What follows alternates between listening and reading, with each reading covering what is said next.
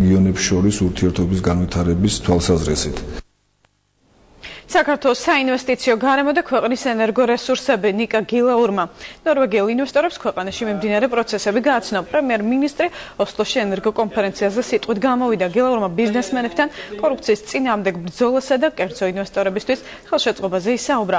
ფორუმს ენერგეტიკის სექტორის წარმომადგენლებიც ესწრებოდნენ. კონფერენციის შემდეგ ნიკა გილაური ნორვეგიულ კომპანია აკერსშუს ენერჯიში ალტერნატიული ელექტროენერგიის მოპოვების ტექნოლოგიებს გაეცნო.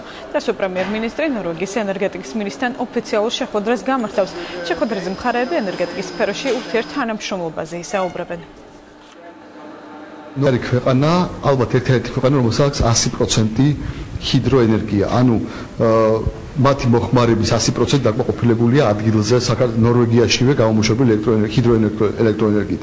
ეს არის ქვეყანა რომელსაც უდიდესი გამოცდილება ჰიდროჰესების მშენებლობაში. ალბათ ერთ-ერთი ყველაზე უფრო გამოცდილი კომპანიები სწორედ ნორვეგიაში არის. ეს არის ქვეყანა, რომელმაც უკვე დაიწყო საქართველოს ყურება, საქართველოს ჰიდროენერგეტიკული პოტენციალის ყურება. ერთ-ერთმა კომპანიამ უკვე იწყებს მშენებლობას, ჰესების მშენებლობას, კასკადის მშენებლობას საქართველოში და შესაბამისად აქვს საკმაოდ დიდი დაინტერესება, რომ საქართველოში განახორციელოს ინვესტიციები.